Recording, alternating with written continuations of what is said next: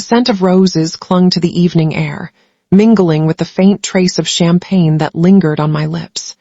My wedding gown lay pooled around me like a cloud of ivory silk, its weight both comforting and suffocating.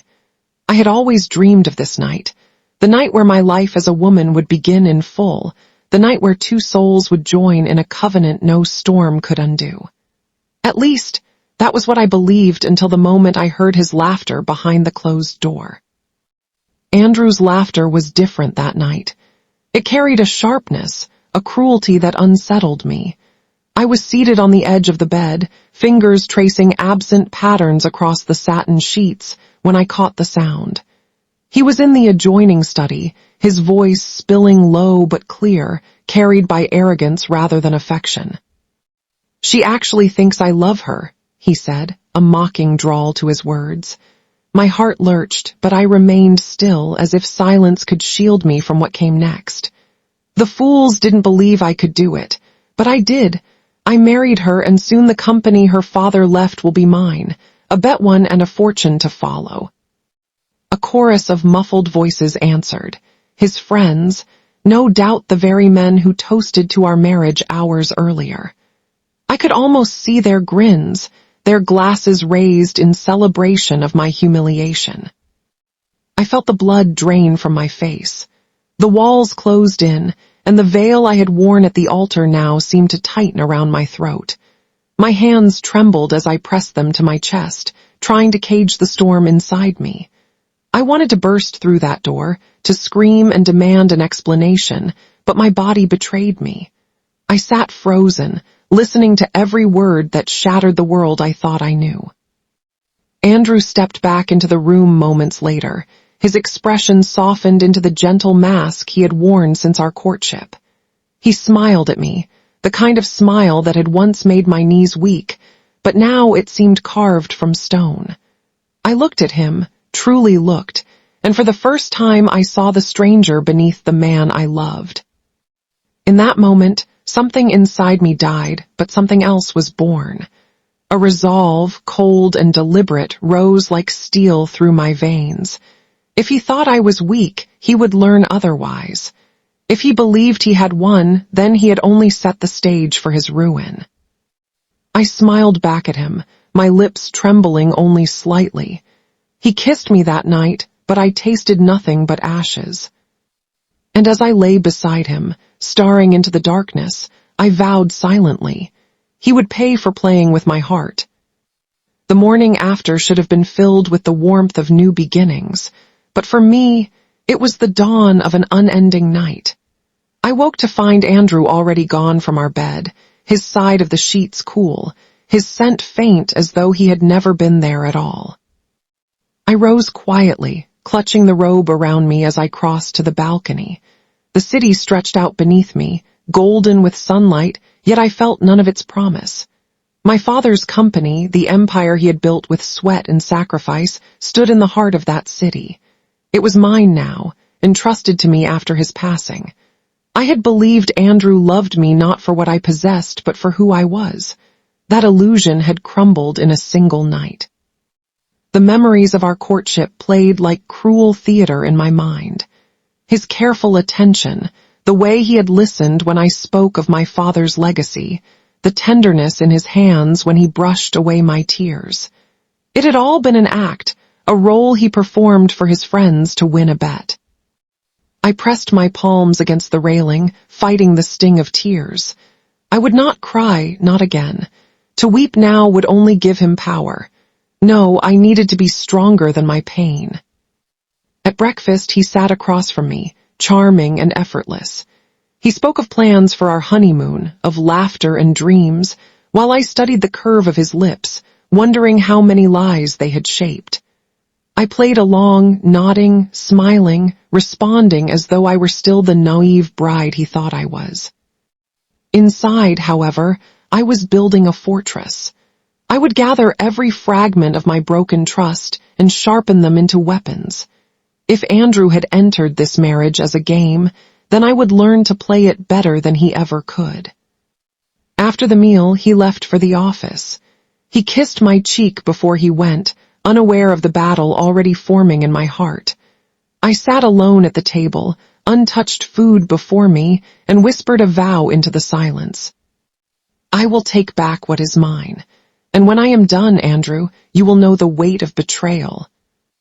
That morning, my transformation began. Days turned into weeks, and in that time I learned to wear my own mask. Andrew never suspected that I knew the truth. To him, I was the perfect bride, smiling, gentle, pliant. I let him hold my hand in public, let him whisper sweet lies into my ear, and I nodded as though they were gospel.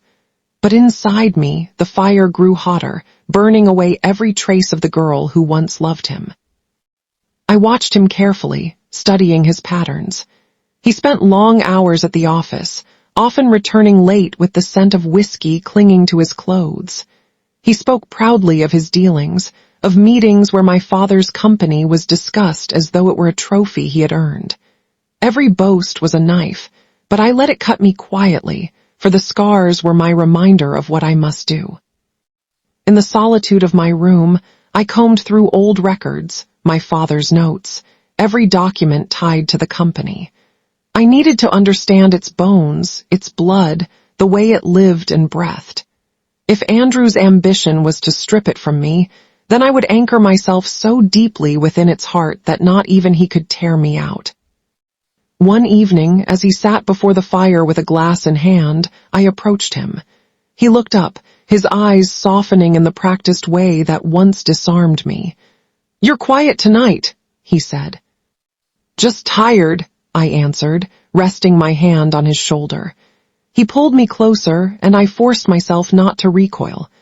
My skin crawled at his touch, but I endured it because this was the mask I had chosen. I began asking him questions, not too many, not too directly, but enough to make him believe I was interested only as a wife should be. He spoke freely, confident in his charm. He never suspected the quiet hunger in my eyes as I memorized every careless word. At night, when he slept, I would lie awake and trace the ceiling with my thoughts. There was once a time when his breathing beside me brought comfort. Now it was the sound of an enemy unguarded, the rhythm of a man too blind to see the war he had declared. I had loved Andrew once, but the woman who loved him was gone, buried beneath betrayal. What remained was someone sharper, colder, and far more dangerous. It was on a Wednesday morning when the real battle began. Andrew left early for the office, kissing me on the forehead as though affection still bound us. I watched his car disappear down the drive, then turned back into the house, where the silence welcomed me like an ally. I called a meeting with my father's old advisor, Mr. Harris. He had been with the company for decades, a man loyal to my father's vision. When I told him I wanted to learn every detail of the business, he looked at me with surprise, but not doubt. He had known me as a child, had seen me trail after my father through boardrooms and factories. He must have recognized that same determination burning in me now. "Your father would be proud," he said, his voice warm with memory. His words gave me strength. Together, we pored over contracts, shares, and records that Andrew had been too careless to notice. I discovered loopholes, safeguards my father had built into the company, protections meant to shield it from vultures. Andrew thought he had married his way into ownership, but he had underestimated both my father's foresight and my resolve. Each day I played my part at home, the dutiful bride smiling at dinners, laughing at his friends' jokes, listening to Andrew boast of his plans. Each night I became the daughter of a man who built an empire from nothing. I studied, I planned, and I hardened myself. There were moments when the weight of it all threatened to crush me. In the solitude of my room, I allowed myself small cracks. A tear shed into the pillow, a whispered prayer into the darkness. But I never broke in front of Andrew. He would never see my weakness again. One evening, as we attended a charity gala, Andrew introduced me to his circle of friends. Their eyes gleamed with the same arrogance that lived in his, and as they shook my hand, I saw the unspoken truth. They were the audience for his cruel bet. They looked at me as though I were nothing more than the prize he had won. I smiled at them, but beneath that smile, I carried a blade sharpened by fury. I let them believe I was naive, oblivious, fragile. They would learn in time that I was none of those things. For now, the war was silent, but in my heart, I knew it would not remain so. And when the day came for my strike, it would not be Andrew who triumphed, it would be me. The first sign that Andrew sensed something was shifting came not from me, but from the company itself. I had begun to attend board meetings, a decision he greeted with a smile that didn't reach his eyes. He claimed he welcomed my presence, but I saw the faint crease in his forehead whenever I asked a question too pointed, or when I pressed an executive for details he preferred to dismiss. To him, I was meant to be ornamental, a bride adorned with jewels, not a woman armed with knowledge. Yet I watched him carefully in those meetings, saw how he smoothed over figures, how he glossed past discussions of acquisitions. He was clever, but not invincible. At night, when he returned home flushed with whiskey and triumph, I listened as he boasted of deals nearly closed, of assets soon under his control. I would smile faintly, offer him another drink, and lock away every word he spoke in the fortress of my mind. But cracks began to show in his throne. I noticed it first in the way his friends spoke around him. They laughed, but the laughter was edged, carrying whispers of doubt. Bets made in shadows often wrought in the light, and I suspected their loyalty was no more steadfast than his own honor. One evening, I caught him staring at me across the dinner table, his eyes narrowing slightly. He said nothing, only watched, as though he were weighing something unseen. I forced my hand not to tremble as I lifted the glass to my lips. Did he suspect? Perhaps, but it did not matter. Even if he had glimpsed the steel in my eyes, he would never guess the depth of what I prepared.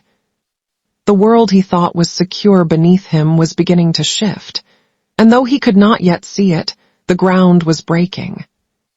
It was Mr. Harris who first gave me the map to Andrew's undoing. We sat together late in his office, the smell of old books and ink surrounding us. He slid a file across the desk, his voice low but steady. These are the transactions Andrew has been pressing for. Risky, reckless, and all in his name. If they fail, the blame will fall squarely on his shoulders. He does not realize the protections your father placed still hold. My fingers trembled slightly as I flipped through the documents. Page after page confirmed what I had suspected.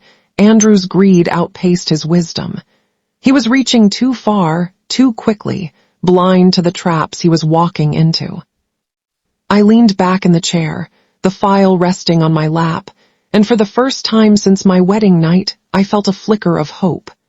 Not joy, not yet, but the first glimmer of a future where he would not stand over me, but beneath me, crushed by the very game he began. When I returned home that night, Andrew was waiting. He asked where I had been, his tone casual but his eyes sharp. I met his gaze without faltering. At Father's company, I said lightly. I've been learning.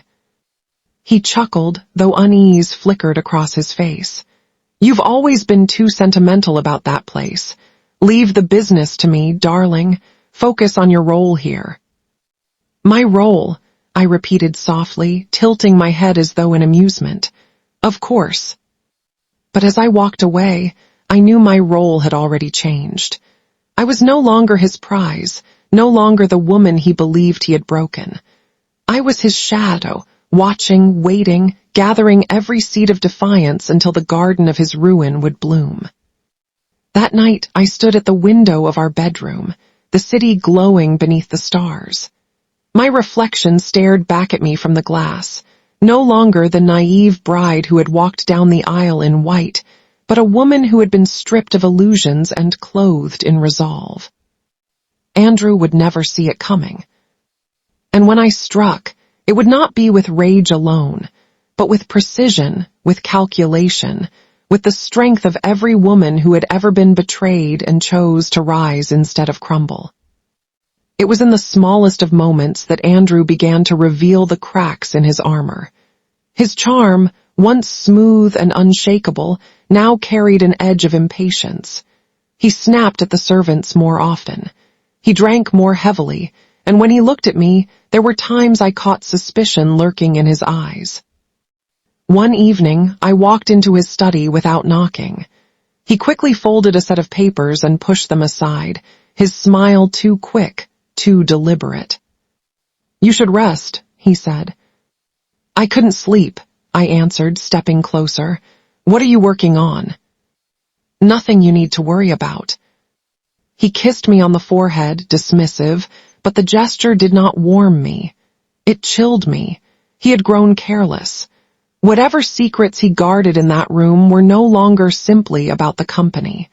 They were about his fear, the fear that the empire he was trying to steal was slipping through his hands.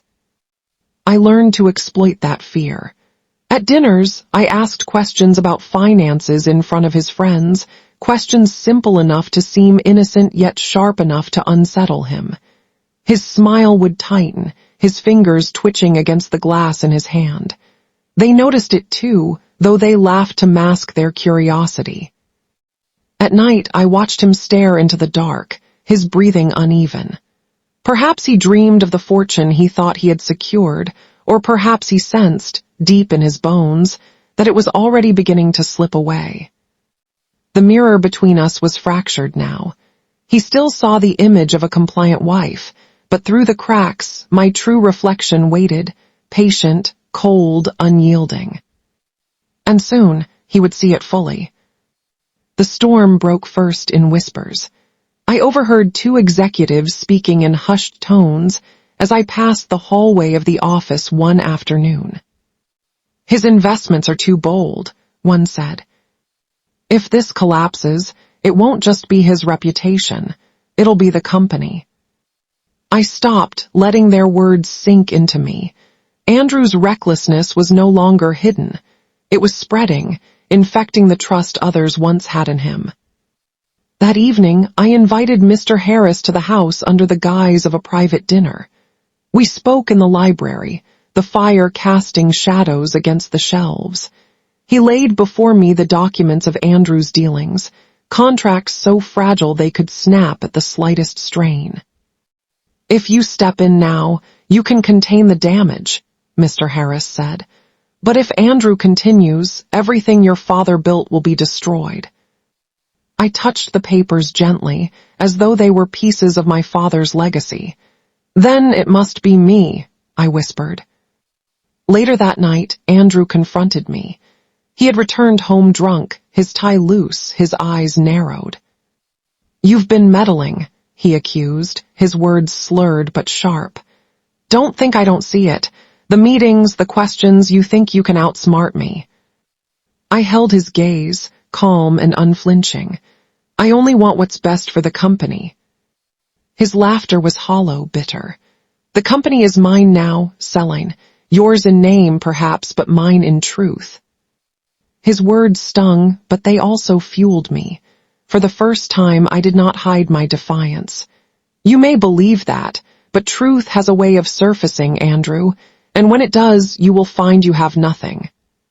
He stepped closer, his breath thick with liquor, his eyes dark with anger. But I did not step back. For the first time, I saw fear flicker in him, not of me, but of the shadow of failure looming behind him. That night, as the storm rattled the windows and thunder shook the sky, I lay awake beside him, knowing the time was drawing near.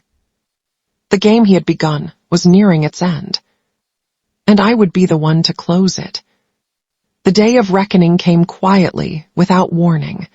I woke with the strange calm of a woman who knows the storm has finally reached her door. Andrew had left early, his face grim, his words clipped. He was on his way to a crucial meeting, one that would determine the fate of his latest gamble. I arrived at the boardroom before him. The directors looked at me with a mixture of surprise and respect as I placed a folder on the table. Inside were the records Mr. Harris and I had gathered, the evidence of Andrew's reckless dealings, the contracts he had signed in his own name, the risks that threatened to drag the company into ruin. When Andrew entered, his smile froze at the sight of me. "Celine," he said, his tone strained, "what are you doing here?" I rose slowly, meeting his eyes. "I am here as my father's daughter, as the rightful guardian of this company, and I am here to expose the truth." Gasps rippled through the room as I opened the folder and slid the documents across the table. I spoke with steady conviction, my voice carrying the weight of every sleepless night, every wound he had inflicted. "This company does not belong to you. It never has. My father built it with honor. And I will not let your greed dismantle it." Andrew's face twisted, the mask slipping completely. "You think you can humiliate me? You think they'll side with you?" He looked around the table, but the directors' expressions were grim, their trust in him already broken. One of them spoke, his voice firm. "Andrew, these actions cannot be overlooked.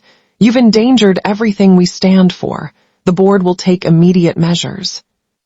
Andrew's hands clenched into fists, his fury barely contained. He turned to me, his eyes blazing. "You set me up." I lifted my chin. "No, Andrew, you set yourself up. You built your throne on lies and wagers, and now it crumbles beneath you." The board voted swiftly. Andrew was stripped of authority, his control dissolved. He stormed out of the room, his pride shattered, his ambition reduced to ashes. I remained behind, my heart pounding, my hands trembling slightly. But I stood taller than I had in months. The unmasking was complete. The man who thought he had won me as a prize had lost everything. And I, the woman he tried to break, had risen in his place. The house felt different after that day, emptier, quieter, almost cleansed of his presence. Andrew returned only once more, not as the triumphant husband, but as a man undone.